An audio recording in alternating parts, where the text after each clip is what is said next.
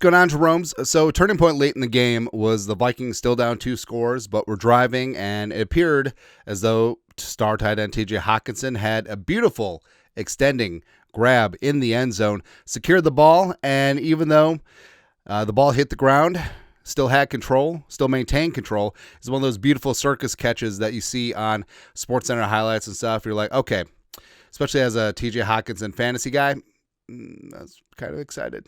Right, but then it went to review, and of course the Vikings got screwed. They settled for a field goal, and then it is what it is. Right, adding to the Vikings' red zone woes, just wasn't good.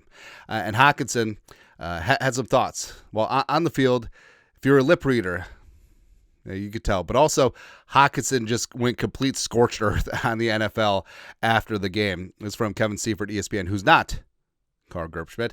Hockenson, ridiculous. That touchdown was overturned.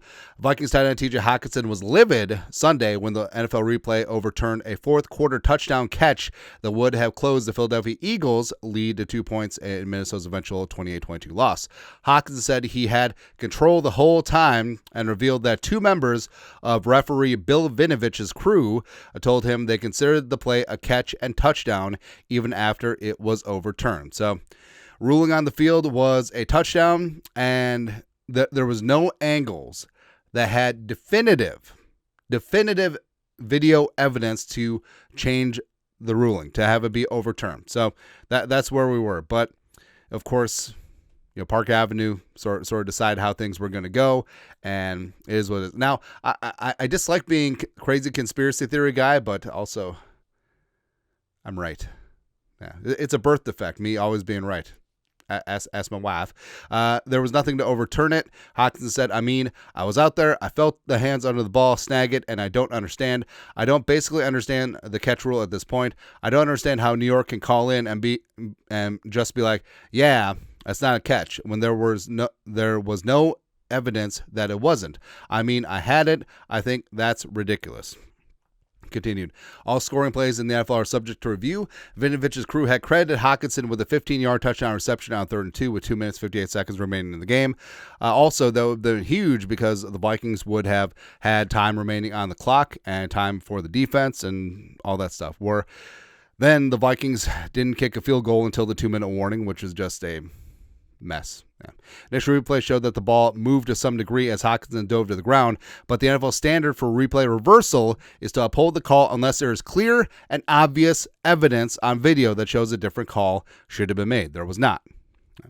In a pool report, Vice President of Instant Replay Mark Butterworth, his wife makes fantastic syrup, by the way. Oh, you know that a ruling is good when you have to get the Vice President of Instant Replay involved.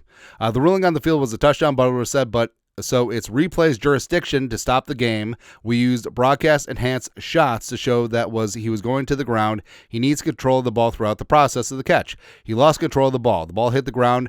The ball can hit the ground, though. Then he regained control of the ball. So therefore, we overturned it to an incomplete pass, except Hockenson never lost control of the football. Yes, it was awkward, but it did hit the ground, but it was not in contact with the ground when he didn't have control. Yes, it was a little bit of a circus catch at the end, but overall, he maintained control throughout the duration.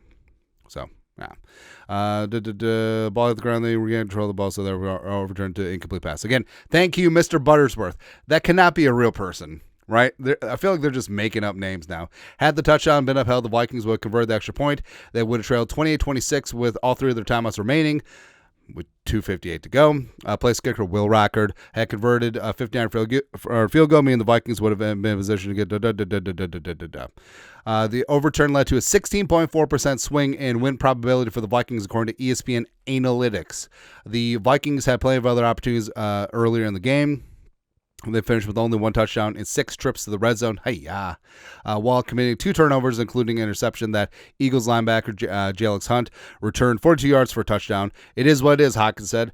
Got to move on other plays. You can't go 1 for 6 in the red zone and win a ball game with 2 turnovers. We had the opportunity at the end, obviously, but yeah, tough one. And Hawkinson's absolutely right, and I feel like he was correct to completely lambaste this officiating crew, but also Hawkinson's going to be significantly poorer later in the week. Like this might be a full game check fine Yeah, but like Hawkinson said, it is what it is, and he's absolutely correct. The Vikings had many other opportunities to win this game, but this one sticks in your craw, where like it was there, and then it goes back to what is a catch at this point. And again, by letter of the law, it was ruled a touchdown on the field. And then there was no definitive evidence on video. Oh, they had to go to enhanced video to prove that, well, to say that it was incomplete. But the fact that two referees from the game crew said that it should have been a touchdown even after the review, I think that kind of says a lot. It's kind of wild, man. But like Hawkins said, Vikings, it shouldn't have come down to this. You have to play better than the refs ref or replays, and the Vikings didn't today. So it is what it is. Anyways, your thoughts are thoughts. Hockenson, he's big mad. As well he should be. Let us know your thoughts. Comment section. You guys are the best. You know what to do. Skol production value.